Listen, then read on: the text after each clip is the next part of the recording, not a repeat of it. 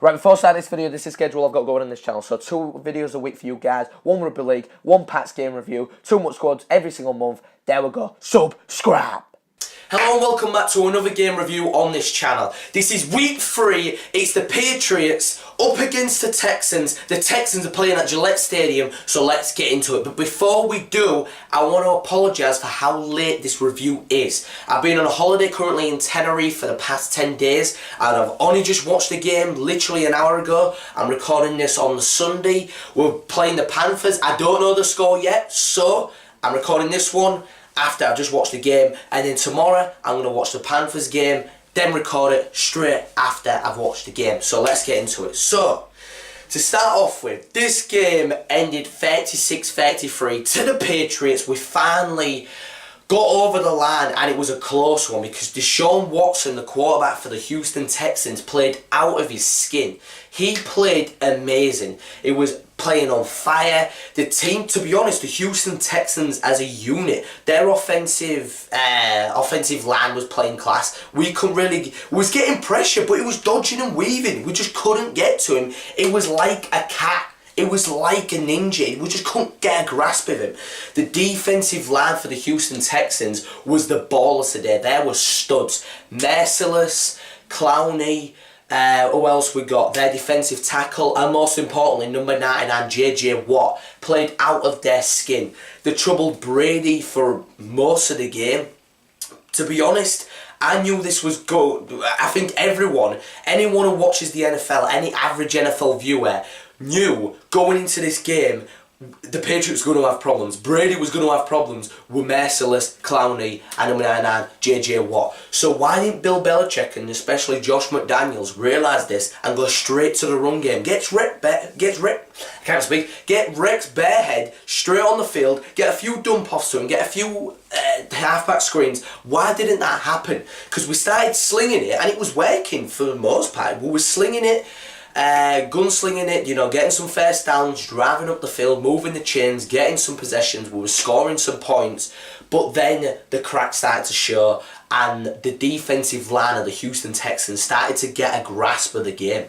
Now, the only thing, in my opinion, that kept us in this game was 2 factors: Brady and penalties. If it weren't for penalties on the Texans, they probably would have run away with this. It probably would have ended up the score of what the previous game was for ours, which was 36-20 to the Patriots against the Saints. I'm pretty sure it would have ended that way if it weren't for penalties and if it weren't for Tom Brady just being clutch. I mean, look at that final drive.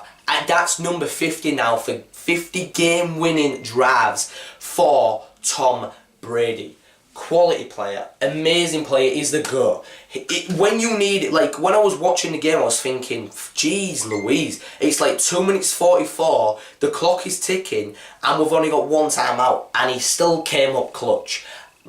I'm pretty sure as well, the final drive, he nearly threw it away though, There was 2 times the ball could have been intercepted. Firstly, when Amendola went to get it up, it came off his shoulder, and then Houston Texans linebacker had the opportunity to grasp it in his hands and he didn't. And then another time when he threw it deep to Brandon Cooks, number 14, he tipped the ball, and then the guy, the cornerback, it's either the cornerback or the free safety for the Texans, had it in his clutches, came down with it, but he couldn't secure the ball. And luckily, the Patriots had another chance, and on the preceding play, that's when Brady connected with Cooks to ice the game, finished 36-33, and we move 2-1.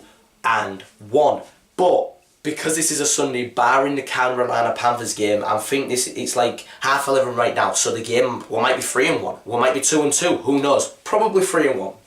But I just want to point out, Rex Barehead. This is what Belichick does. I said at the start of the review, we should have played Rex Baird at the very start of the game. But this is what Belichick does. He likes to move his chess pieces around. I mean, James White's didn't. The first game, James White didn't even feature. It was Rex Barehead. This is obviously in the Kansas City Chiefs game. And then in the second game, Mike Gillislee, and then we even had Dion Lewis getting a few snaps. So there was 2 heavily prominent running backs. And now this week, it was James White. Gillislee got a few runs in, but he couldn't convert on crucial third downs. If we have had Blunt last year, No, if we'd have had Blunt this year from last year, he would have converted them third and ones, them crucial third and ones when the clock's ticking. We're down by 2 points. We needed to keep the ball. It should have been secured at that point. But Gillislee is a good player. He's a bruising back. But in my opinion, at this moment in time, I do prefer Blunt. Right, let's move on to the defensive side of the ball, because this is a very lucky win. The defense, in my opinion, the defensive line played better than what they've done in the past 2 games.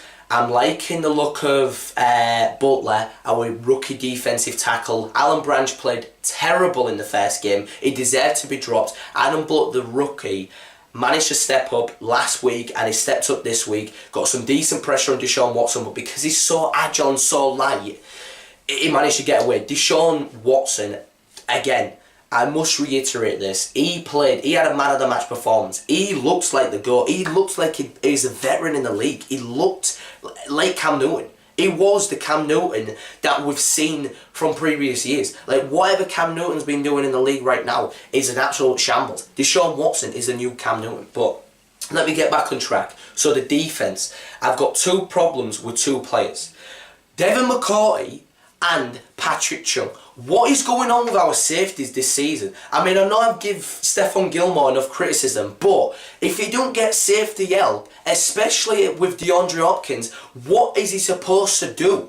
Like, on multiple touchdowns, it was Devin McCourty's assignment to get either the tight end, to give him a bump, to give him a pick play. He just didn't have a good game. He's one of our defensive captains. I'm pretty sure he's the defensive back captain, and he just didn't have a good game. Malcolm Butler, he as well, I didn't really see him featured much in this game. Maybe he made some good plays, but they weren't really noticeable. DeAndre Hopkins was still having a good game. He was the number 1 receiver, and Malcolm Butler's supposed to be our number 1 cornerback, but it's hard to stop DeAndre Hopkins. That's why he needed the safety help.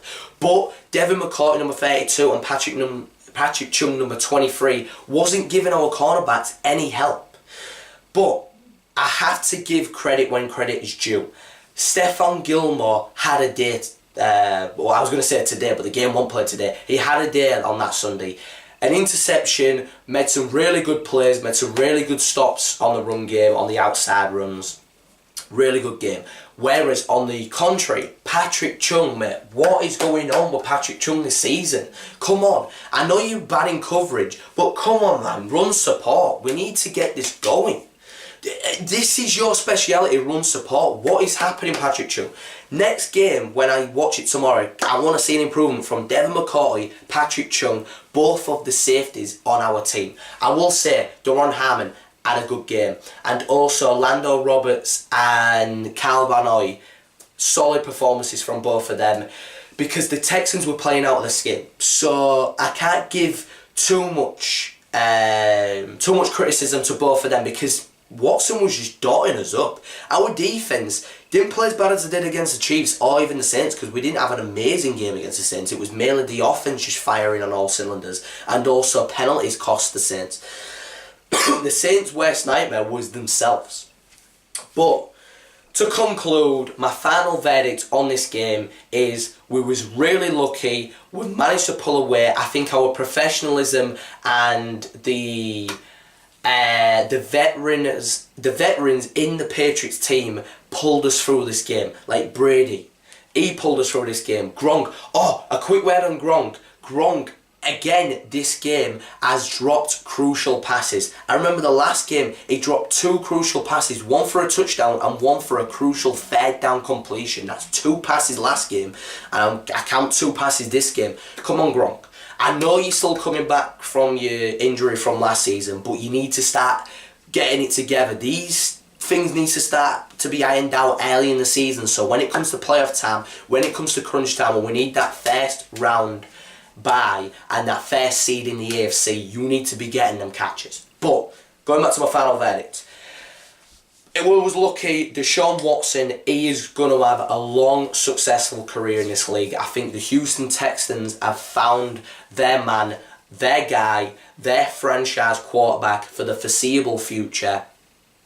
They've got a definite starter in him. Like Tom Savage, you're not even going to get a sniff at that quarterback position now. You're done for, mate. You might as well just pack your bags now. It's over for you. Savage or not, you are done. You are done.